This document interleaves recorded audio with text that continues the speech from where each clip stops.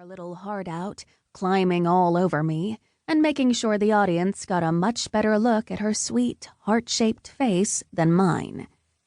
Too bad this one didn't run off with the tenor. Not that I was worried about the competition. While she was undeniably lovely, with black hair, pale blue eyes, and perfect white skin, I'm not exactly unappealing myself. Tall, of course, with greenish blue eyes and, thank you, naturally blonde hair with a reddish cast, all perfectly set off by my midnight blue costume. Though, when the curtain is down, I'm more likely to be smiling or laughing at Tommy's latest joke than cultivating the soulful look you might have seen in my carte de visite. At least it was quiet at the moment. After the intermission, there'd been some kind of Donnybrook among the young stagehands. It had happened before, though not in the usually professional New Haven. This scuffle wasn't especially serious, unlike the incident in Cleveland, where one hand tossed another right into the orchestra pit, ruining the rehearsal, the timpani, and his career in the performing arts. Tonight, though, all I'd heard was a treble voice yelling, "Take your hands off me, you nothrach! I'm done with ya!" and some running footsteps. If it had gone any further than that, I'd have had to ask Tommy to have a word, which I absolutely did not want to do. From the accent, the boy was fresh off the boat, probably from Scotland, and he almost certainly could not afford to lose his livelihood. In any case, I had other concerns just then. Beyond the warring stagehands, the aggressively lovely Miss Violet would still be in need of correction later tonight, and I owed the audience my best in the final scene. Whoever might be the fairest of them all, real talent beats overwrought hopeful every time. I finished my final aria and expired, satisfied to hear that moment of absolute silence from the audience that means they're truly moved.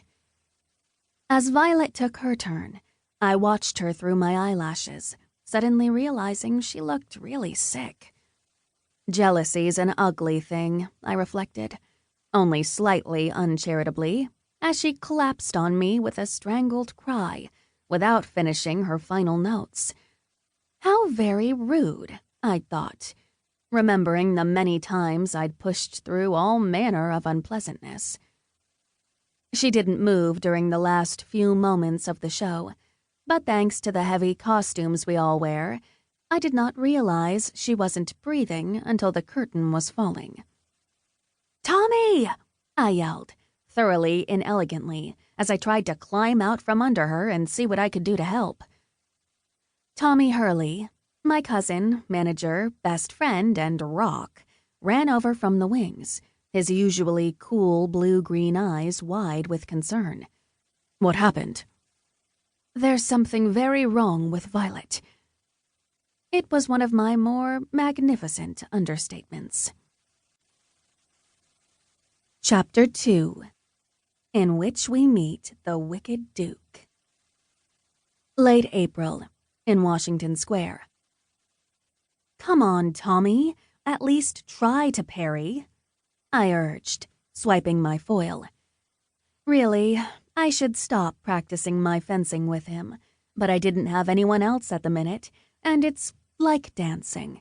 You have to stay sharp. I usually alternate days between the two, and no, I don't even attempt dancing with Toms. "I'm trying, Heller." He rarely calls me anything but the childhood nickname, earned during any number of street scuffles.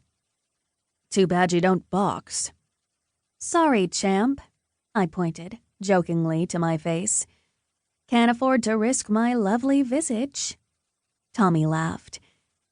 He really had briefly been a top fighter, until he decided that no amount of violence would make him the man he wasn't, and didn't want to be, and turned his management skills from his career to mine. He'd gotten out soon enough that he still had the muscles and dangerous air, but no noticeable